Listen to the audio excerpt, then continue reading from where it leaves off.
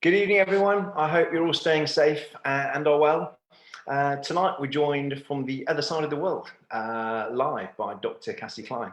Kassi is a medical doctor working in mental health, also working in lifestyle medicine, and is a big advocate for men's mental health. Kassi, welcome. Thank you so much for having me. Appreciate it, Matt. No, thank you. Thank you for getting up so early. So for the guys that don't know, please share where you are and what time it is with you.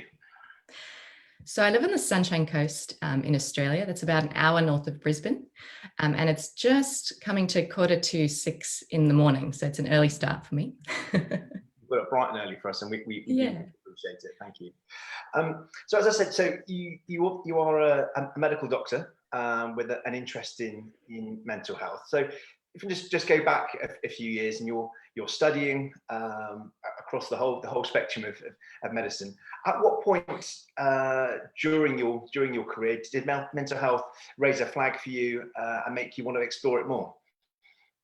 Yeah, I've always been fascinated by mental health, actually, right before I went into medicine back in the day. So really right from the start. Yeah, I enjoyed medicine and it was a really fascinating study, but I was most fascinated by the mind. And I guess I really felt that mental health was everyone's business, and it's probably the most innovative field in that it's one of those areas that we don't really know all about it yet. We haven't really mastered it, I suppose, if you could say that. In medicine, it's not black and white. It's not something like trauma medicine or surgery where we can say, this is this and this is how we treat it and this is how it works. So it's a really fascinating space.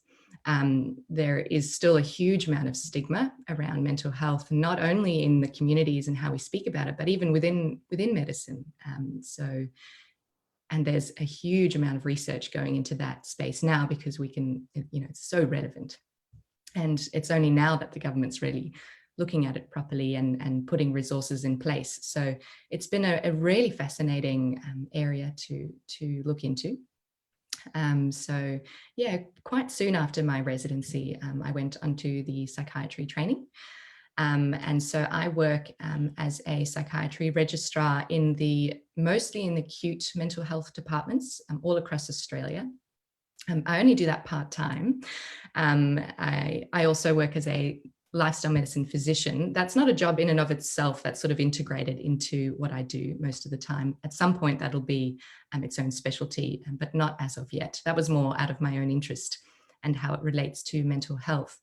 And then the other part of my time I spend on an endeavour called Blokes in Mind, which is an online space dedicated to the well-being of the mental well-being of men, where I get to wear the hat of being a men's health advocate and a relationship coach for men. So I sort of live two parallel worlds at the moment, just to give you a bit of a summary of what I'm doing. So. No, great, thank you. Actually, I should have said at the start, for anybody watching, do post any questions in the comments underneath, and yeah, they will get fed through to me, so I can put them to Kassi during the course of the call. Kassi, I was just wondering, from that point of view, as mental health as a broad subject, in your experience, do men and women tackle mental health differently? Really good question, and I think that's probably where all this is going, because I often get asked, why men's mental health? And it's a very pertinent question at this time, I think, because I think I presumed going into mental health that it would just be sort of an equal playing field in many ways, as it should be for men and women. And then I noticed that wasn't really the case. And, aside from the more sort of psychopathological illnesses, if you just look at depression and anxiety, say, it's hugely overrepresented by women. So, 70 to 80% of people who go in to see psychologists are women.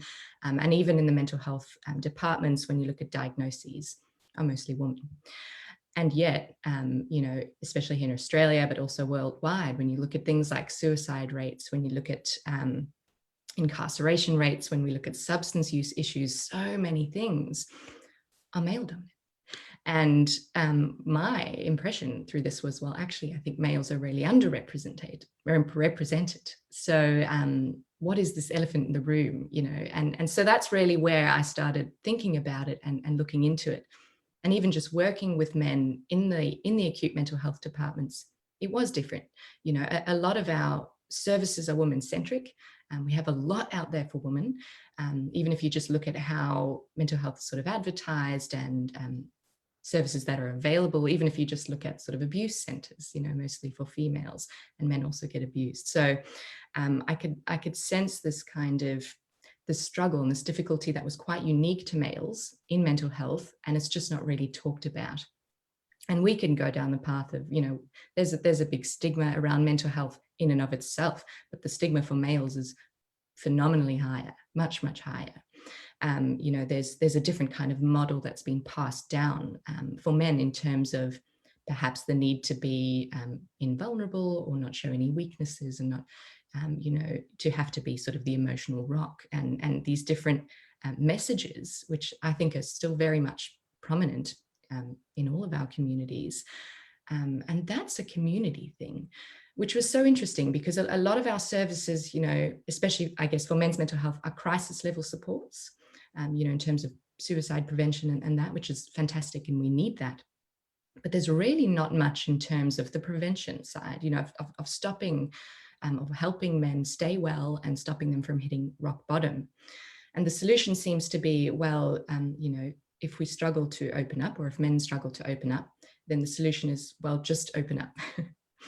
And that's tricky, right? That's really, it's a difficult,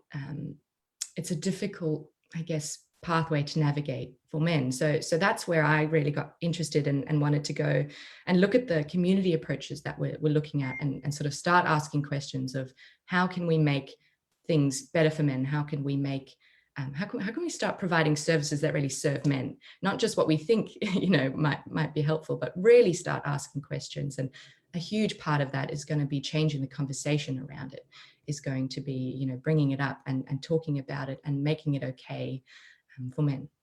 And yeah, I think I trailed off a little bit there. What was your initial question? What was my initial question? My initial question was about men and women. Oh, men and women, that's right. Yeah. Yeah, so look, essentially, you know, mental health affects everybody, and absolutely, you know, men struggle with the same kind of things. You know, the emotional palette is vast, I always say, you know, and the emotional needs of men are no less than women, and somehow society perhaps has made us think or suggested that it might be otherwise.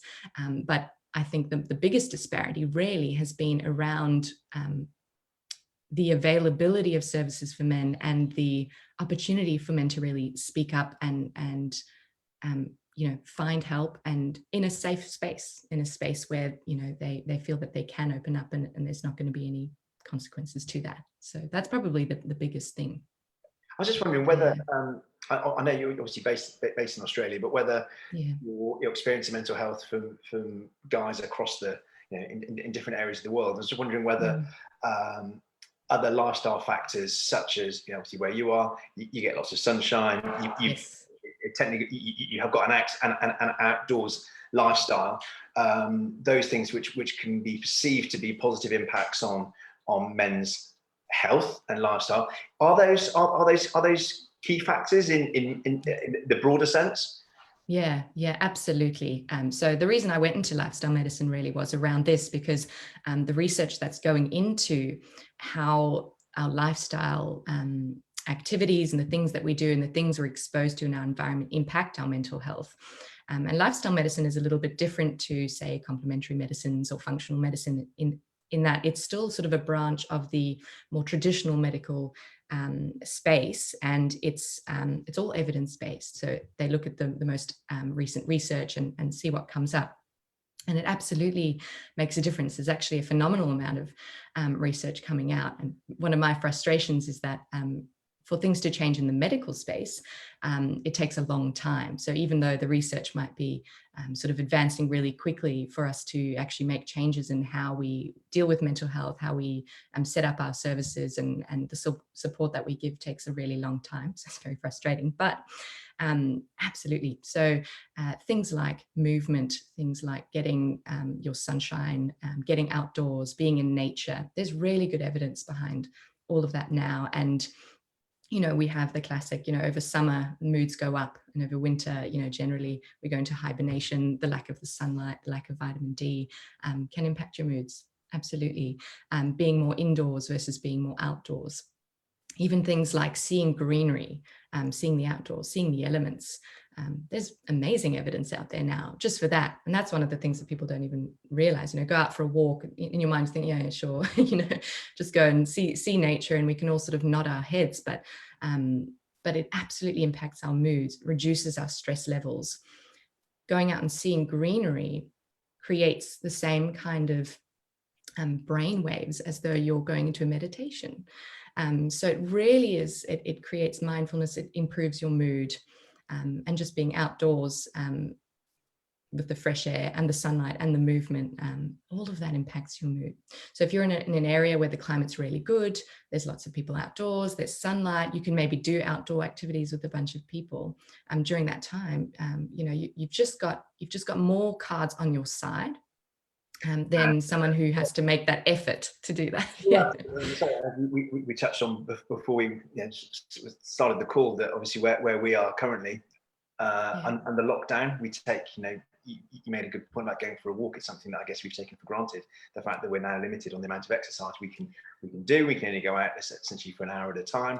So we've taken these things for granted now, and now we are only able to do that. And let's not forget, we live on a little island that's very wet and dark and cold. That's right. And the opportunity to get out when we do is usually cold, wet and dark, apart from the small period during the summer. So for guys in the UK at the moment, things from what you said, are quite difficult. Yeah, absolutely. And I think, just being mindful of that, it's going to be, the environment that we're in, and the things that we are exposed to for our body, and the things that we feed ourselves, how we move our body, all these things do impact us. And so if you're in lockdown, if it's in the middle of winter, just being mindful that it's going to be a little trickier to stay on top of your mood anyway, despite the COVID, it's going to be more of a challenge. But there are things that we can still do, even in those situations, that can help give us that leg up to improve our mental well-being. It's not to say that just because that's the circumstance, you can't be on top of your mental health, but it is harder. And I think maybe the first step there is just accepting that, the cards aren't really on my side, but what can I do to make things a little easier on my body, Even like the elements thing with the walking, like you say, that's absolutely right. With COVID, it was like you can't even get outdoors. But just the impact visually of seeing greenery has that impact on the mind. Obviously, it's ideal to go out there and do it. But if you have a little balcony that or just, if you can move your workspace closer to the window where you can maybe see some greenery, or I always tell people to bring the greenery in if possible. Can you bring plants in and flowers in? Or I don't know, here they had a plant delivery service where they would literally go around and bring people these house plants. And that makes an impact. Even your sort of desktop screens. There's evidence behind this. If you have beautiful sort of forests and things on your desktop screens, I don't know if you can see my phone screen, probably not. I was going to show you mine. It's all green. No, you can't see. Anyway, it's got a big forest on it. All of that stuff actually makes an impact. And they seem really small and subtle. But if you're working all day, every day, and that's your sort of main backdrop screen rather than the sort of the white or the dark or whatever we're used to, that makes an impact. So that's sort of the element side of things. How can we make an effort to bring more of that stuff in? And then there's the movement as well. We can't go for a walk, but how can we get a bit creative and do some movements at home? It might be trickier to do the more cardio-based things. You might have to get a skipping rope or something like that, but you can do weights and weight training. There's phenomenal evidence for weight training and mood and anxiety, and even just a sense of agency and self-efficacy. If you do weight training in the morning, your confidence goes up. We've seen this in studies, and you can see that almost in the brain as well. And that gives you that little boost to start your day, and so doing something regularly at home, and it doesn't have to be, phenomenal, 2-hour really hardcore exercise, just getting the body moving. And even if it's just yoga or something like that, our bodies just need to move, and it absolutely impacts our moods and stress levels and all of that. which is takes all a bit more more. relevant. It's all more relevant for us now. I say, as we're sat here in lockdown, essentially, it's so important, as you say, to get out when you can. But if you can't get out, bring the outdoors into your space. I've had one question come through in terms of but with in terms of a non-mental health ailment, you may have bruising, broken bones, aches and sores, which can be diagnosed and dealt with. But obviously mental health is different. What are the things that perhaps, I guess, from a personal point of view, what are the signs that we should be looking out for from our own point of view? Perhaps triggers or signs that, perhaps we're not dealing with things well, and perhaps those signs that we can recognize in our friends as well. Yeah, absolutely. That's a good question, actually. I suppose it's really around this time about being more mindful of what's going on for you. It's quite easy, I think, in this day and age, we have a thousand different distractions, and it's easy to kind of just get stuck into, just on social media, watching the news, and not noticing what's going on for us. One of the major things, I guess, is stress. I think that's probably a really big one, especially when we're in lockdown. There's a lot of stress. People are going through unemployment, all sorts of different things. And if we're noticing that, I like to say there's the two sides of stress. One of them is like the wired and tired. So that's your nervous system is kind of in overdrive, and you feel like you just can't rest. It's like an inner restlessness. You're struggling to sleep. You feel like you just can't turn off. And at the same time, you're getting really exhausted. And that's that high level of stress. You're more irritable, you're more moody, maybe more snappy with your loved ones. And if you really stop and slow down and feel in your body, you can often sense that feeling of stress that's going on underneath. And if that happens sort of for a period of time and it doesn't release, that can lead to things like burnout. And that so I think noticing the energy levels in your body. And the other side of that, can be, and this is from a more an evolutionary part of our nervous system that happened before we got that sympathetic sort of overdrive. And this is when we get really overwhelmed with stress or emotions, we can go into shutdown. And that's sort of when we are just really low in energy. You don't want to get up in the morning. Your mood is really low. You don't want to engage with people. It's where that motivation or that drive to do anything really shuts down. It's like, that sort of saying, I just don't want to. And if that becomes a pervasive sense throughout your day, those are two sort of the more overt signs that you can look out for. Because it's, you could look at things like, oh, my mood, or is it my anxiety? And it's tricky because mood can fluctuate in a day, and anxiety can be specific to certain situations. But really looking at your overall energy levels, I think, is maybe an easier way to see, how am I feeling every day? Am I not really sleeping? Am I sleeping so much I just don't want to get out of bed?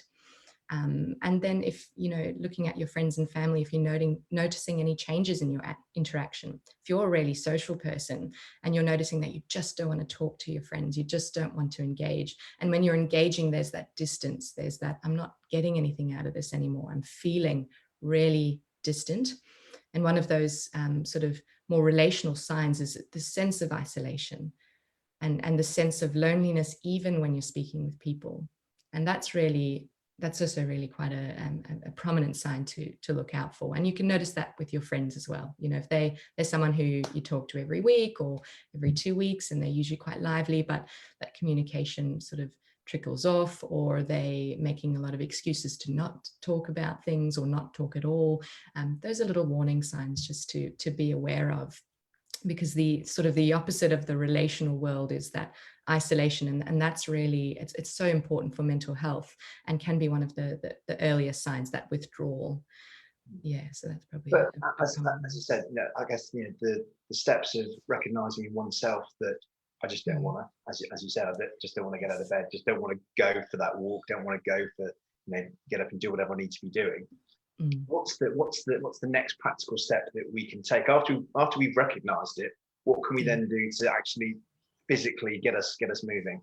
Yeah, It's tricky because often at that point our motivation is really low.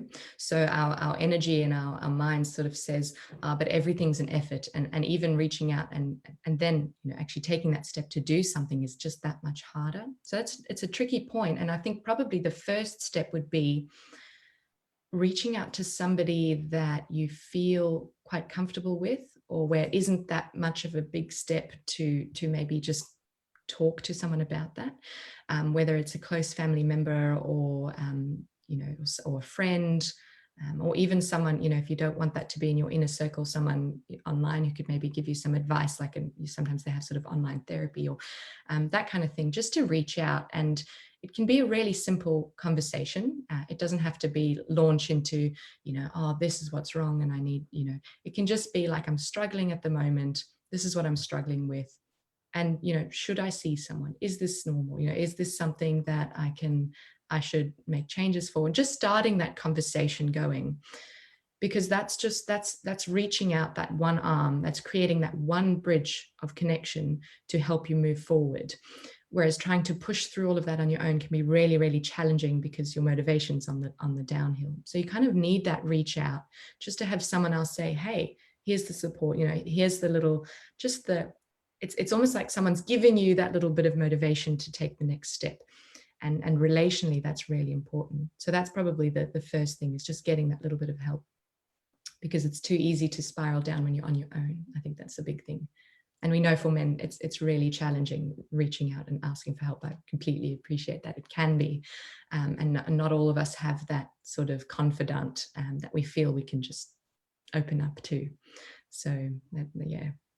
Great. No, thank you. We've had a question come in from one of the ladies watching, saying that from their experience, guys are often quite closed off when they approach, or, you know, when times are hard, guys are shut down. So what are the practical ways for ladies to try and demonstrate the willingness to speak to guys without coming across as perhaps nagging or, you know, forcibly trying to do it? How can they do it in a way that will encourage guys to open up? Yeah, this is a super common question. A lot of women struggle with that, and they say, you know, how can I just get them to open up?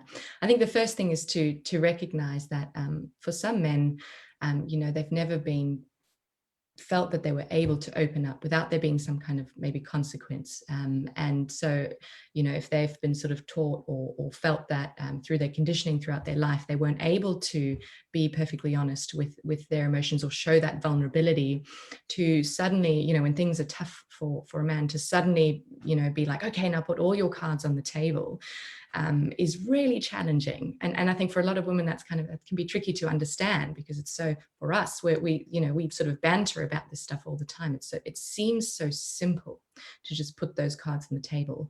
And yet for a lot of guys, it's a completely different world, really, where they're coming from.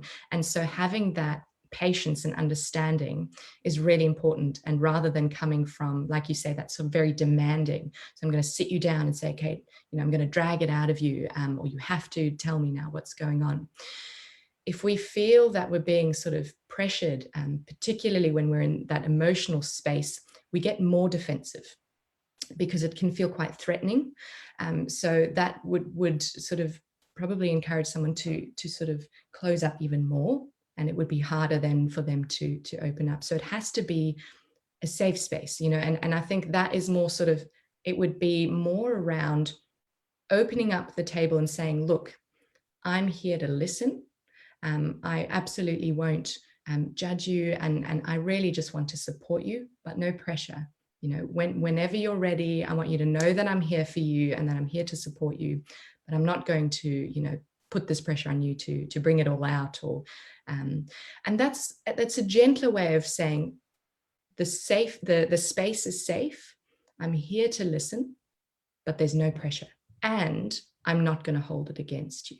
Because I think that's a really important one as well, that, you know, they don't feel that suddenly somewhere down the track it's going to come up in an argument, or they're going to say, oh, this is why you've been doing this behavior.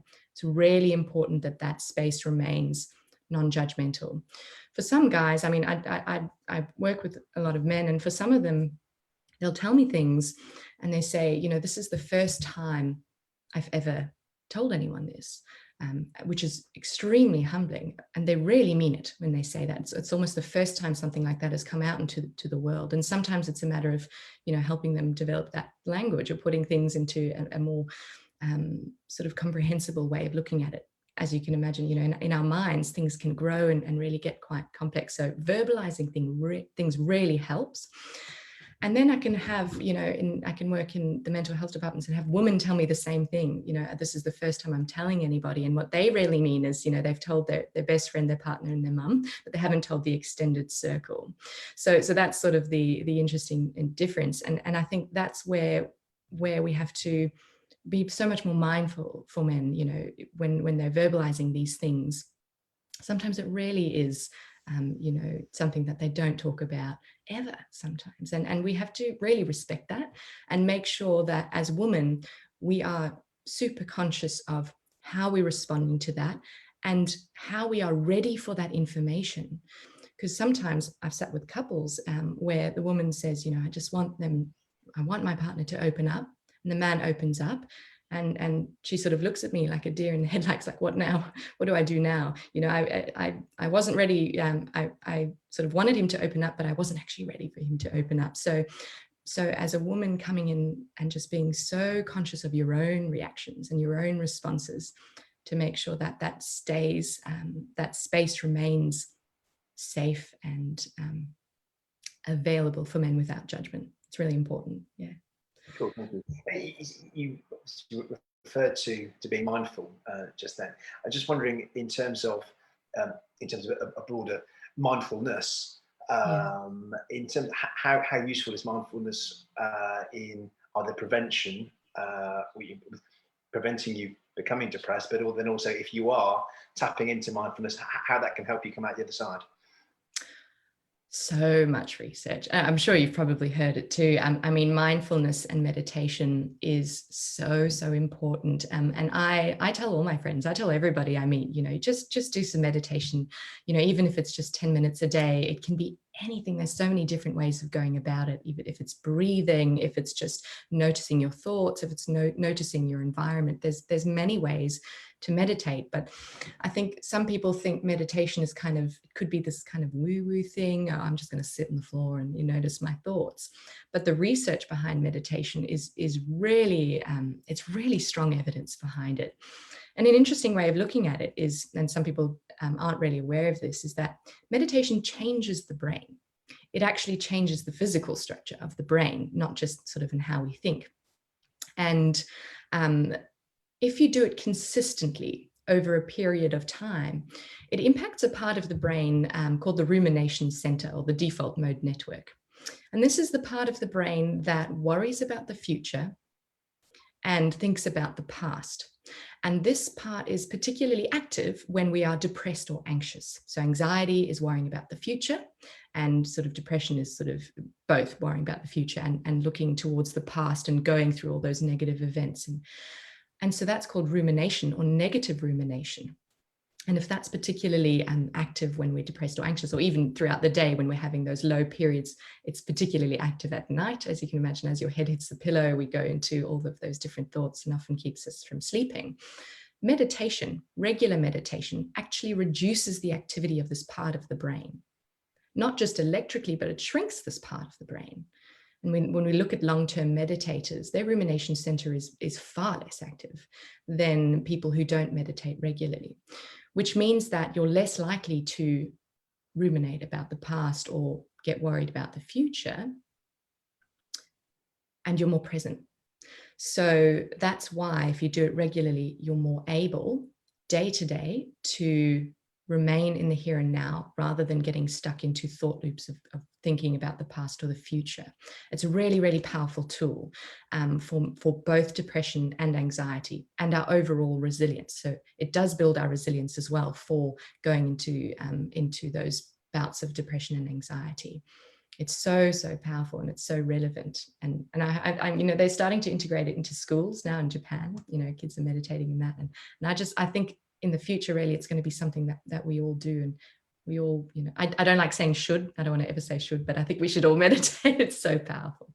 And if some people find it really tricky, to just sit there and stopping for us is so hard. We've been conditioned to just go, go, go. It's all about, society rewards productivity.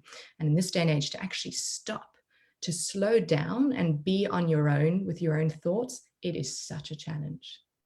It's a challenge, but it can be really, really powerful. So for so for anybody watching, I guess, if taking on board what you've just said, you think, right, I'm going to try and implement this tomorrow. I'm going to take 2 minutes, 2-3 minutes out of my day, potentially tomorrow. What's the physical process? What should they do?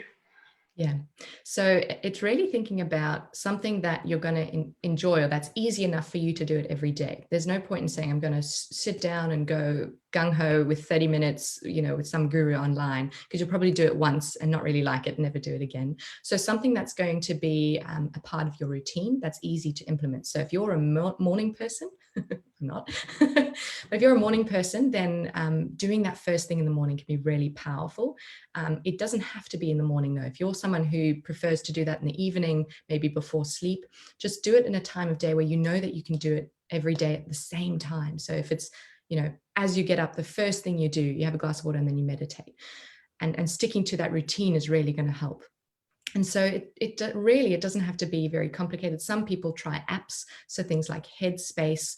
I know Sam Harris' Waking Up app is one that men particularly like. It's a bit more sort of structured or balanced. There's tons of apps that you can try if you feel like you're better off being guided by somebody. Or you can just sit there, put your alarm on for, say, 5 minutes or 10 minutes or however long, and you just sit there and you notice your breath. It's really about dropping in out of those thoughts that are thinking about tomorrow or all of the other events, and just noticing your breathing and noticing your body in space, the things around you. It's coming into the here and now. You're going into this sort of observer space. So we're so involved in our environment, we're so involved in interactions, and we're always with it, and we're so connected to our thoughts. But this is a time where we sort of take a third person perspective. You're kind of dropping back and just noticing what's going on. Oh, I'm having that thought. I'm having this emotion. This is how my body feels. And it's going into that observer space, just for a couple of minutes. And it will be tricky to start if you're not someone if you haven't done that regularly. Starting off can be tricky, but if you stick with it, your brain gets better at it and it gets easier. Yeah. Right, there we go. We'll give that a go tomorrow. Interesting, just to draw back on something you said just 5 minutes ago about the differences between stress, anxiety, and depression. What are the differences from that point of view?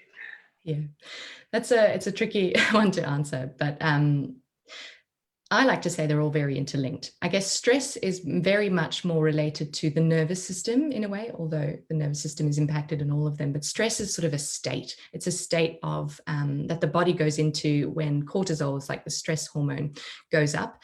And we can get real physical symptoms with stress. That's that sort of inner restlessness, that sort of drive, that getting very tired, your heart rate goes up.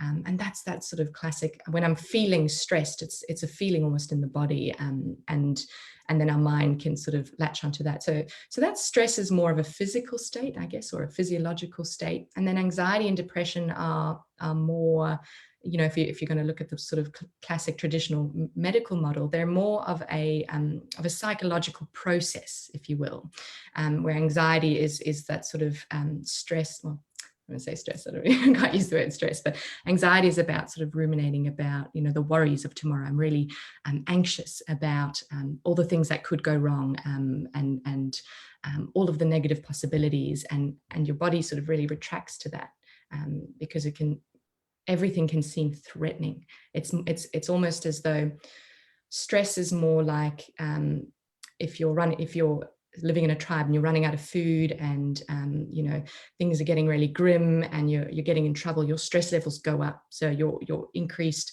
cortisol, increased adrenaline, and the idea there is to get you moving, to get you fixing the solution. Whereas anxiety is more of a response, like if a lion comes in and you're feeling really threatened by this lion.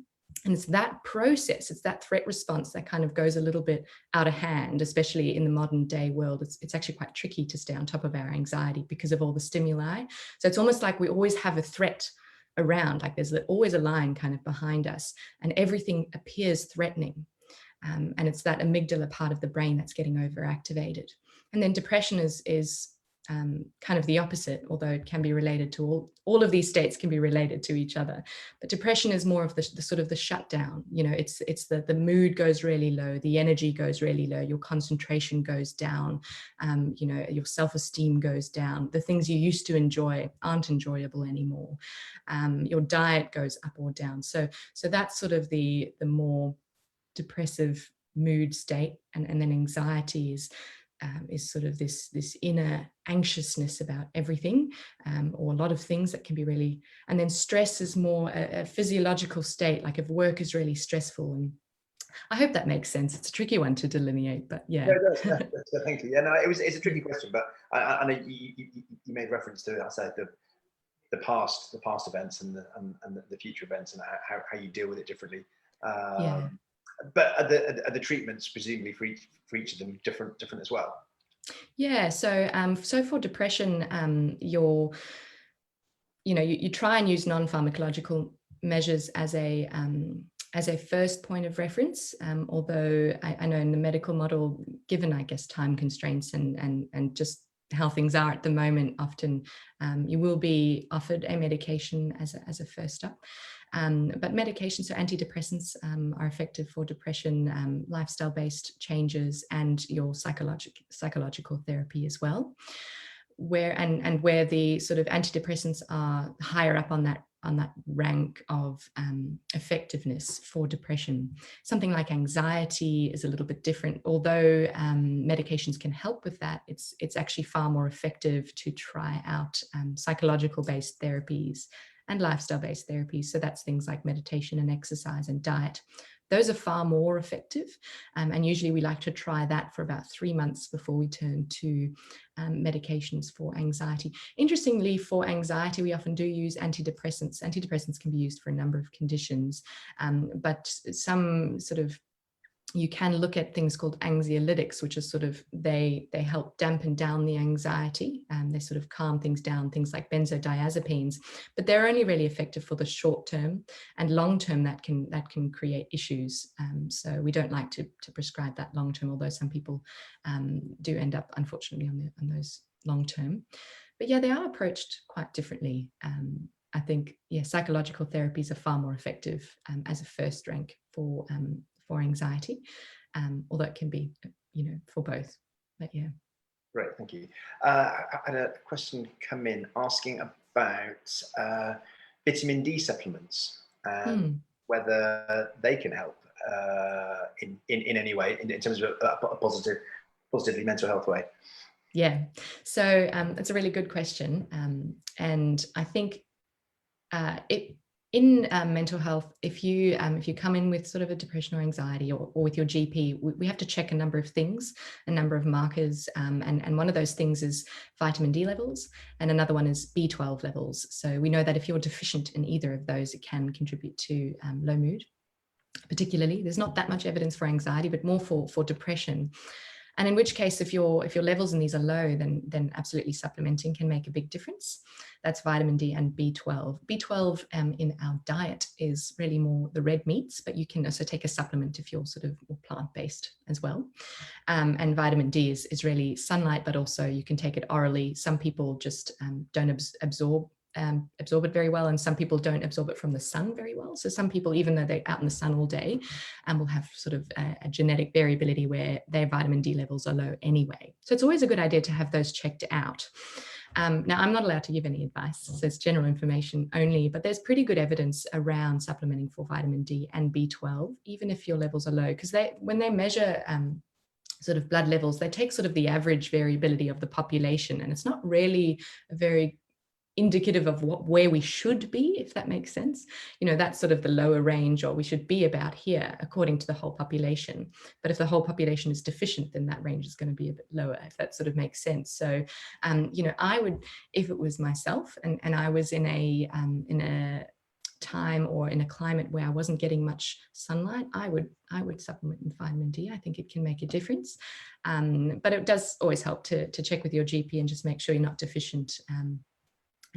Yeah, that's my general information advice. Yeah. I had another question, which is, I guess, again, it's very relevant to where we certainly find ourselves in the UK with lockdown, where we are enclosed with our family for 24 hours a day, largely, and Yeah. tensions can rise. Obviously, it's understandable that those situations will happen.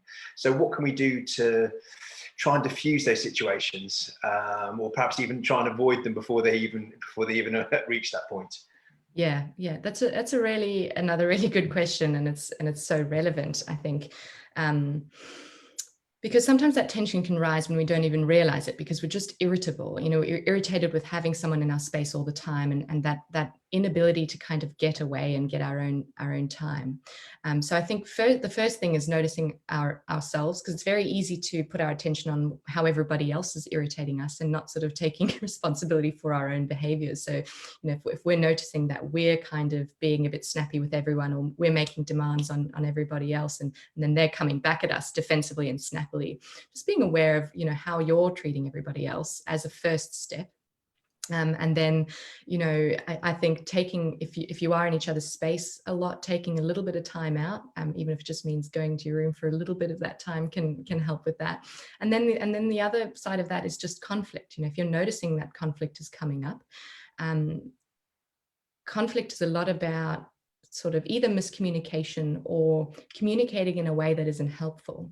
So if it's around your needs not being met, you know, you're sort of feeling like, you know, your space isn't being sort of respected, or, you know, whatever your needs might be, but you're communicating that in a way that's saying, you know, oh, just like leave me alone. Or you can see how that's a miscommunication, because rather than stating a positively stated need, you're saying, don't do this, and this is irritating me. And so be really clear of, you know, what's irritating me and what's my need. What do I need in this? Do I need a little bit more space? Do I need, you know, mum and dad to back off? Do I need... And then rather than jumping into the blame game, or telling people what not to do, so can you not do this? Can you not do this? Because that blame puts people into the defense, and then they're going to come back in conflict. Rather say, I feel this way. So when this happens, this is how I feel. And then stating a positively stated need. So rather than saying, you know, can you not have your phone on the table? You know, you always do this, and we're not communicating. See how that can automatically, the other person goes into the defense, and then they have to either shift the blame to somebody else or some other thing. And that's where things start heightening up. You say, you know, when you look at your phone, I really don't feel listened to, and I'd really like to lean in and connect with you at this time. Would you mind if you engaged in the conversation and put your phone away? Very different way of communicating something like that in a conflict, rather than sort of jumping into the don't do this, don't do this, don't do this, don't do this kind of thing. I don't know if that helps. No, I was just wondering, in terms of a broader sense across society, where there is still a stigma. I know obviously people like yourself and others are trying to break down those barriers, and, you know, to make it a more well, it's a growing topic, isn't it? We're seeing it, we're seeing more of it. But do you think that the stigma obviously exacerbates the problem, because we don't talk about it? So actually, things do bottle up, and unfortunately you get to the point, especially in the UK, we're aware that the biggest killer of men under 45 is suicide. So what would you like to see society doing as a whole to make the subject more open? Oh, so many things. Yeah, absolutely. I think, you know, it's a big issue, and it's one of those sort of men's issues that aren't really talked about. The stigma of it isn't really talked about. It's a double-edged sword. So, you know, I think there is definitely a change. So we're seeing more men's groups popping up. We're seeing, you know, amazing communities like this one as well. We're seeing more people talking about it. So there is a change. particularly I think in the younger generations, actually, even with social media and stuff, people are talking about it more. So we are in the right direction, but it's always a slow process. I would love to see more men's groups. I would love to see more people talking about mental health, and I'd love to also see women step up into that space. And I think with the whole feminism movement, we gave women a voice, which is lovely, but we've sort of left men behind a little bit, or a lot, in terms of it's almost like I feel like it's their chance now to say, okay, actually, well, this is how things aren't working for us, and this is how we've been hard done by. And for women actually to allow men to step up and voice these issues, and whether it's in the relationship or in general. And so I think talking about it really helps. Getting together in groups with other men, or in groups like this in communities, and talking about it is huge help. And that's what we can do from a community-based perspective. And then if we go up the ranks, just more men-specific services and supports would be amazing. Although that's tricky for us to implement. It has to come from the top down. But and more research into specifically men's mental health. Those things are all going to make a big difference from the top down. But I think that the most influence and the most power we have is from the community level up, because that's how we start having those conversations. I think even with some of the content that I write, I have people message me in the little or micro communities that end up talking to each other in between. So I thought this was just me. I thought I was the only one. I've never didn't realize that so many other people shared that same issue. And that's a perfect example of it. Just bringing it to light helps reduce that shame. When we can't talk about something, especially conversations that feel difficult, like mental health, it can create a sense of shame inside. And the best cure for shame is letting that out. And if we can't let it out so easily in our families or in our friendship circles, then finding a place, an area where we can. And sometimes men's groups is a way of doing that. And I know that a lot of the men's groups have gone online now, which is great. And finding somewhere where that space is available. Yeah. Great, thank you. I guess running parallel with that, alongside societal changes, are perhaps cultural changes as well. In certain cultures, it wouldn't be deemed appropriate for men to talk about it. But I guess that's probably, presumably, a much harder one to try and tackle from a cultural point of view.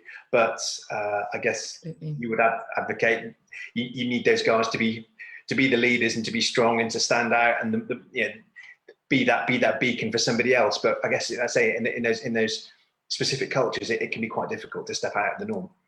Yeah, absolutely. And I can't speak for understanding deeply these the other cultures, but you're absolutely right. And it depends not just on the culture, it depends on your community, depends on your own upbringing, on your own families. We've all got a different sort of array of ideals around how we should be and how we can be, and how we can be present in the world. But generally, I think that's the thing, is just speaking about it. I think regardless of the culture, having that an ability where we can express our mental health and talk about these things is paramount. And yeah, it's just about getting everybody talking in a place that we can. Yeah. No, great, thank you.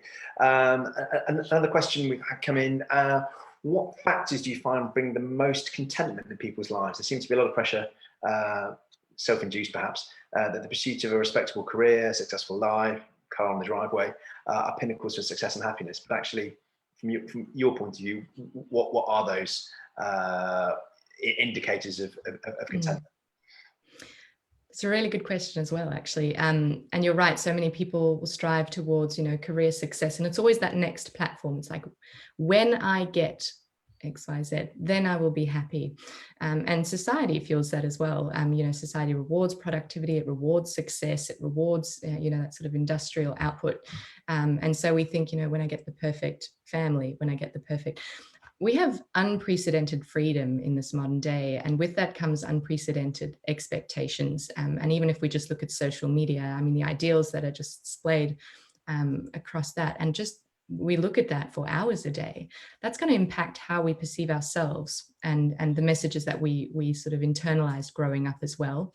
And so we can get this idea of, well, when I've reached that platform, then all will be well and I will be content. And we know from the research that that doesn't happen. In fact, every time you reach a new platform, you change your next platform. You go, oh, okay, I know I've got, a nice house, but I want to get that mansion. So when I get to the mansion, you're still not happy, and then your relationships fall apart.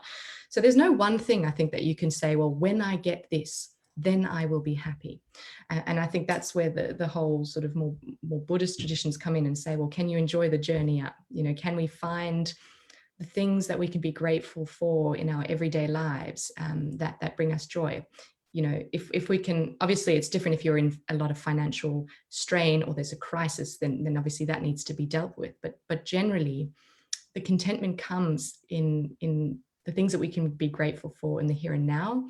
I think in the quality of our relationships, that's a really good one, and anchoring in meaning or purpose. And that may sound sort of a bit airy-fairy again, but that's saying, how can I bring myself out into the world, and in the everyday moments, how can I do something that feels meaningful and purposeful, and that can be something that supersedes that sort of more achievement-based contentment.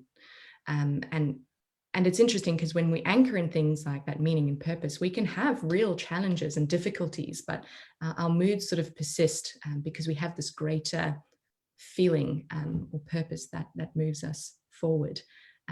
I think for men, actually, that's almost even more important. Women are kind of, women have children and babies, and they've got almost this kind of prescribed focus in their lives. And a lot of men, I find, have to kind of work it out. They go through their development, and then they sort of find ways of expressing their work in the world, or being that sort of contribution to their communities or their families, or even just one-on-one.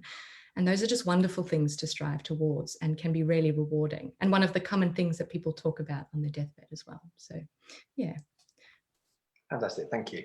Another question from the floor is there anything you can do to help someone who has a B12 deficiency apart from supplements? Yeah, that's a good question. So B12 we get from red meat animal products. So if you do have a B12 deficiency, we see it really commonly in vegetarians and vegans. So other than supplements, you could eat a little bit more red meat. Some people have genetic variances where they just will have low B12 levels, even if they eat a lot of red meat. And also, if you drink a lot of alcohol, that can reduce your B12 levels as well. So you can cut down on the drinking and eat a bit more red meat. But other than that, you can try the B12 supplements. You can get them fairly affordably, and they're really safe. You can't ever have too much B12. We give B12 injections to the older generation. So as you get older, your B12 levels naturally drop. So the grannies and grandpas that come in, we give them a B12 injection in the bum, and that's a really high level, and that just sort of peters out through the day. So their B12 levels are through the roof. You can never have too much B12, so there's no dangers in taking it. Well, I hope that answers the question. Because obviously nobody watching here drinks alcohol to any excess at all, so that won't be relevant to anybody on this. Oh, great. Okay, no worries. Yeah. No, nobody. Good to hear. I can't believe we're nearly at an hour already. We've flown through. So yeah. I just wanted to just to wrap up with one final question, which is in terms of how you talked about we need to help ourselves in a way as well. So are there any books or audio books that you can recommend that we can listen to apart from reading your blog? I suspect. Other than that, books, audio books that we can listen to, which will help us. Yeah, I haven't been asked that question. There are a lot of books out there. I have one that is just so interesting, and it's related to men's mental health. And it can be really relevant if it's something that you'd like to dive deeper in, rather than being sort of your traditional self-help books. I'm sure there's plenty out there. I can't think of any on the top of my head, but if you really want to dive into sort of the roots of men's mental health, there's a book called I Don't Want to Talk About It by Terence Real, which is just the most interesting read. And I found it really fascinating, and it sort of drove my passion. So that could be something that could be helpful. And other than that, there's some fabulous podcasts as well. I know there's the Broken Brain podcast, and there is even, you know, if you're looking for something a little bit more technical, Peter Attia, he's a medical doctor. He does some really interesting podcasts. They are quite sort of intense, but they can be really, really helpful as well, to do with mental health. I think he gets Terence Real on there at some point too, about men's mental health. So they're just really interesting. Yeah, I'll have to think about it, but I know there are just so many out there, the self-help books. So. But yeah, that's probably my recommendation. No, that's fantastic. Thank you. And I just wanted to finish by saying, apart from the questions that I've had sent through to me directly, I've had so many other positive comments to say thank you so much, and people just, I say, guys sending comments to say that they didn't want to necessarily raise it as a subject, but you've really helped them, especially, you know, lots of guys, like I say, struggling with lockdown at the moment. So I know you've brought a lot to this evening, and we really appreciate you getting up so early for us. And of course, you now get to go outside and enjoy the sunshine, top up the bit and go for a surf, and we're going to bed in the dark. But thank you so much. Yeah, thank you so much for your time, and also thank you to Chris Bush for putting us in touch with each other. But on behalf of everyone, thank you so much. Thank you so much. It's been an absolute honor. I really hope it's helped, and I'll be thinking of you when I go to the beach. So. Thanks. Bye-bye.